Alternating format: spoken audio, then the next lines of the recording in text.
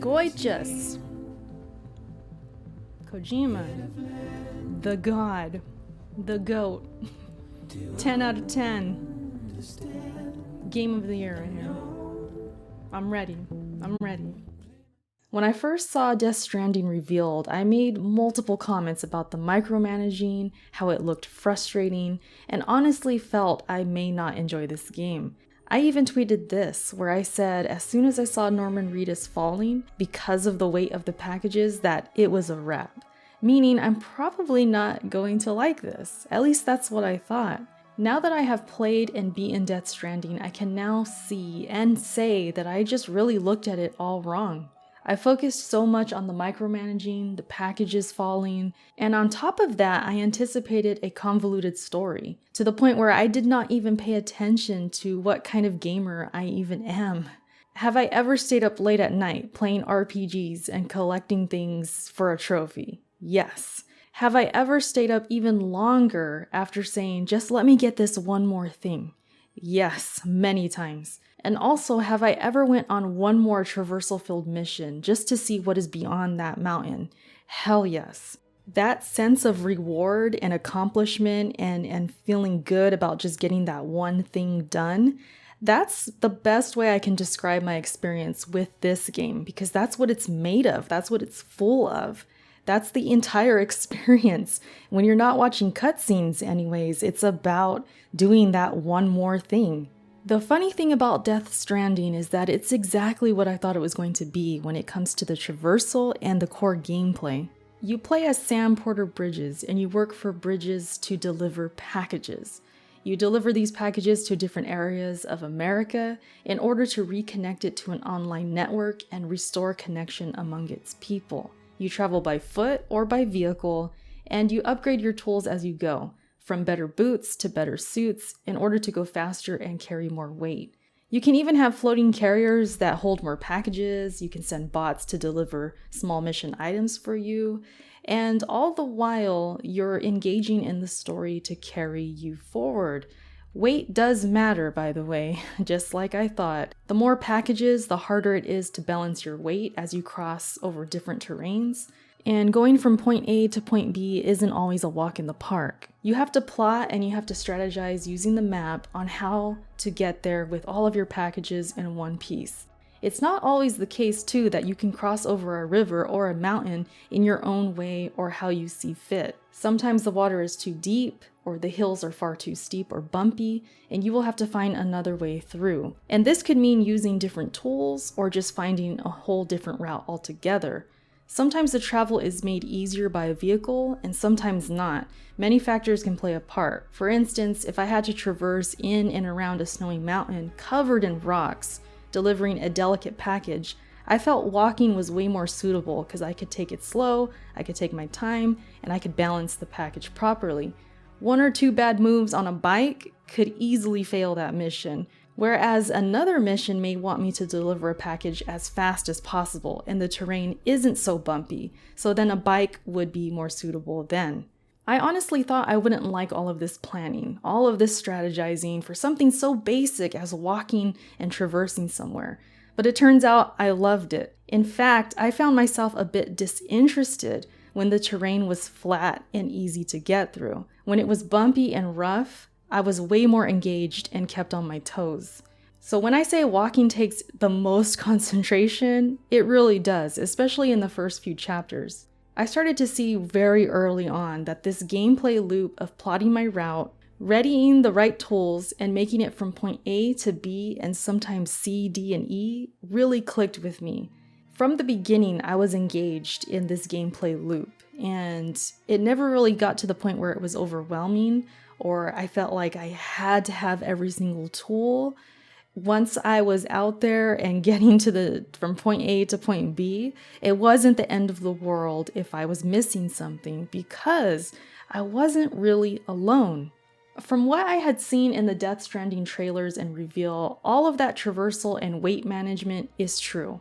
What the gameplay trailers failed to showcase properly, in my opinion, was the online components of the game. As I said, I wasn't really alone because once the game starts opening up and I'm connecting to more territories in the network, the online community helps. You don't actually see other players, but you see what they leave behind. Roads, bridges, and ladders started to appear just when I'm walking and thinking to myself, damn, I forgot a rope or I forgot a ladder. Next thing I know, I see one in the distance left by another player. What makes this whole system even more fun and rewarding is the like system. I left a rope pretty early in the game knowing that it's a great spot for others.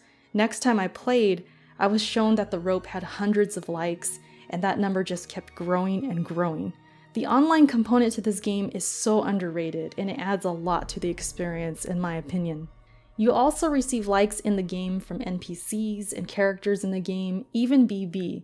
We haven't even touched on the story, and I won't too much in this review, but can I just say that BB is the cutest, and I really felt connected to him in the game. The story was a bit confusing at times, but overall I got the gist of it and felt more than enough to have a liking for BB. I always wanted to see the next cutscene because of BB and the mystery surrounding him and what he was made for and all of his history. Gameplay-wise, the BBs are used as a tool to notify you whether BTs are around.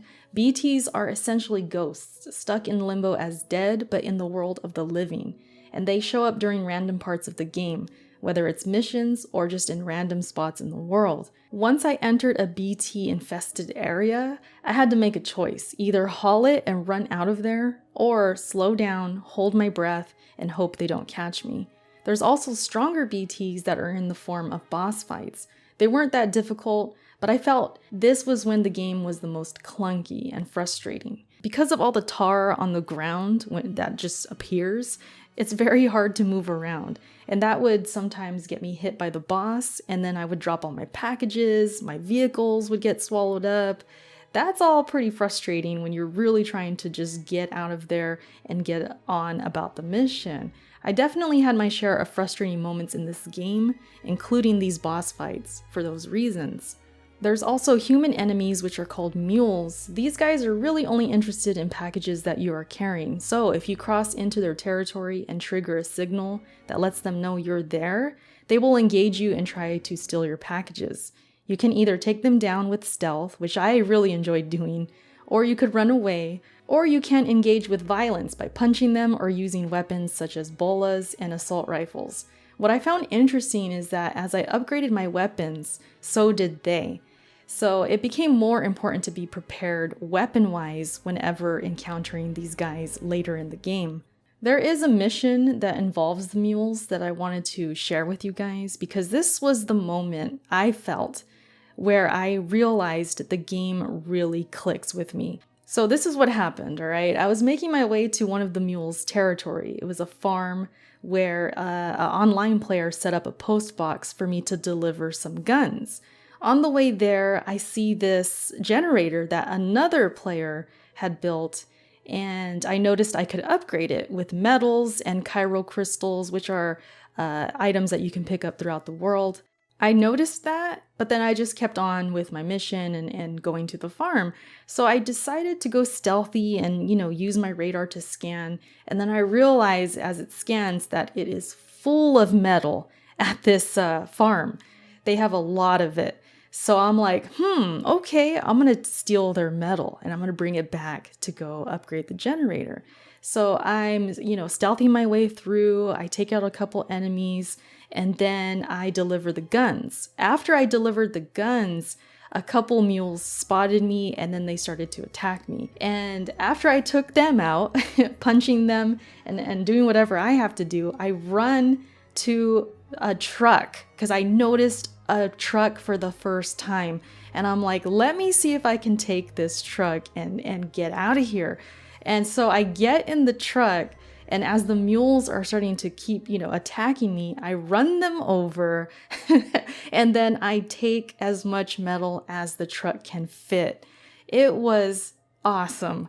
That was really the moment that clicked with me. It was like, okay, this is what I like about this game, and I see and understand now.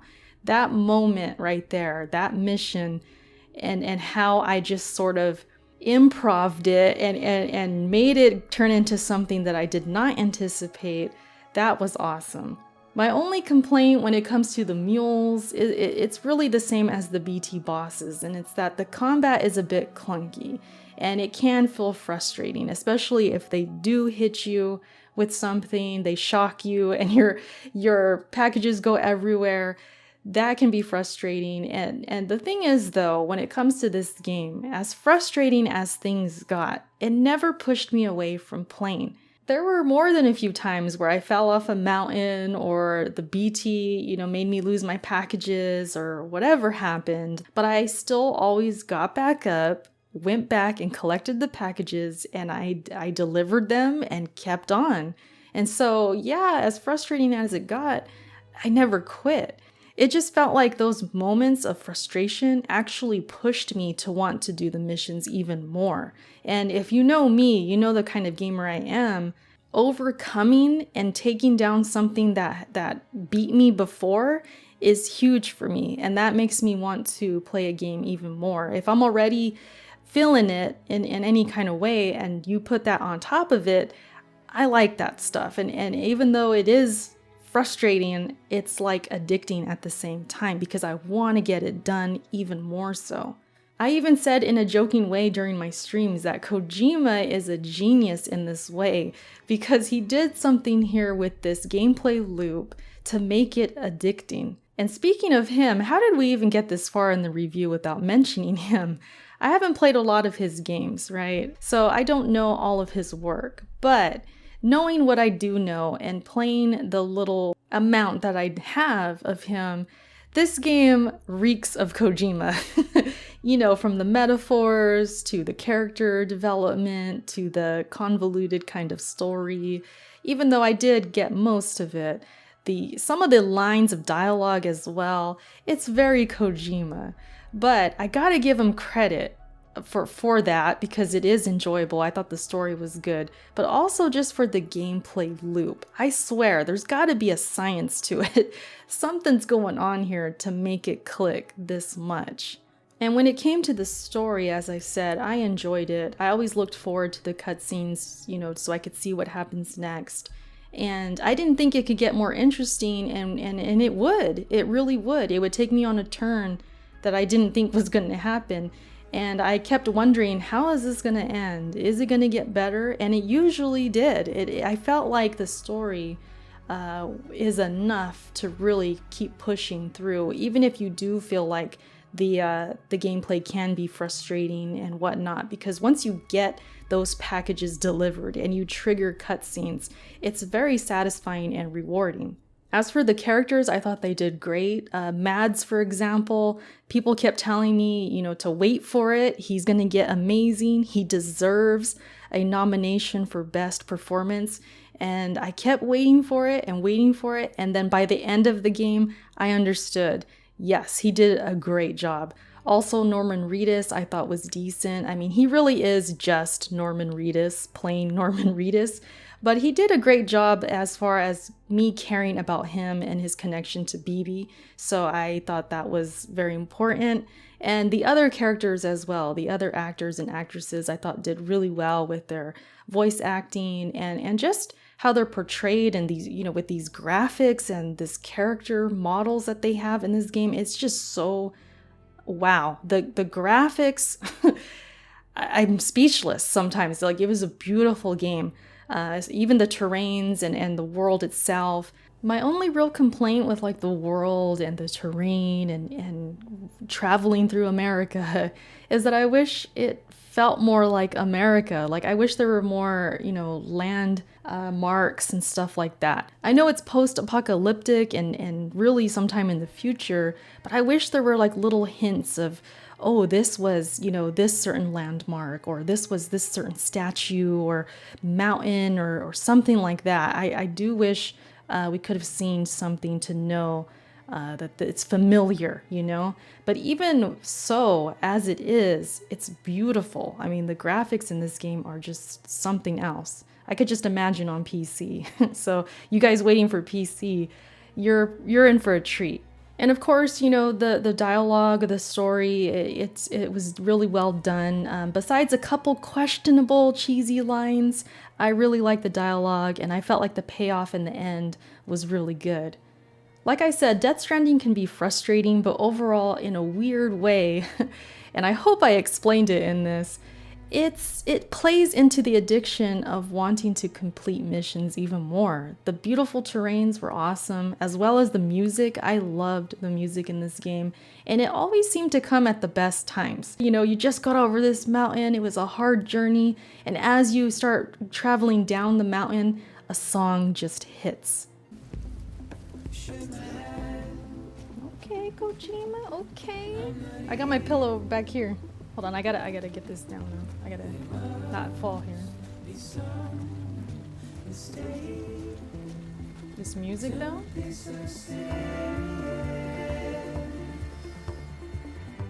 It's like Kojima and the crew, they knew exactly where to put some of these songs. And that coupled with the gameplay loop and the pacing, Kojima did a good job here. I mean, I want to commend the whole team, but he really is on to something as far as pacing. I think he did a great job with pacing and injecting these songs at the right time. It was like those frustrating moments were interrupted.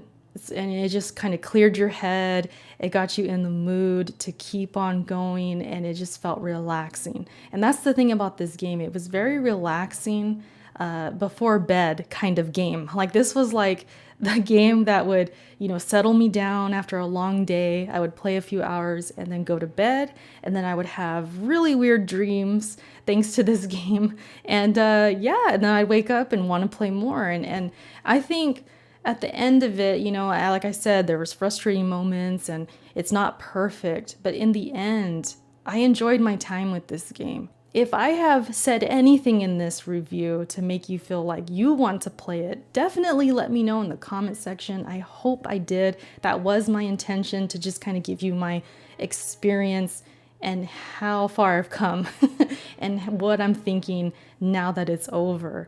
And it was really quite the experience, I gotta say. I tweeted about it. I said the ending had me say wow and huh at the same time, because that's really what this game kind of is. Sometimes you're confused, sometimes you don't get what's going on, you don't even know why you like it, but you do like it, and you're wowed at the same time. It's a really unique experience, a really unique game. And again, if you are that type of person I kind of mentioned at the beginning, to where you say, oh, just one more thing, let me just get this one more thing before bed, one more mission, because that's what this game had me doing. I kept saying to myself, just one more package. Let me just deliver this one more thing before bed. So if that's something that you do too, this game might be for you, all right? So I hope you enjoyed this video. Thank you so much for listening and for watching. I appreciate it so much. And I will catch you guys in my next one, all right? Until then, take care. I'll talk to you later. Bye.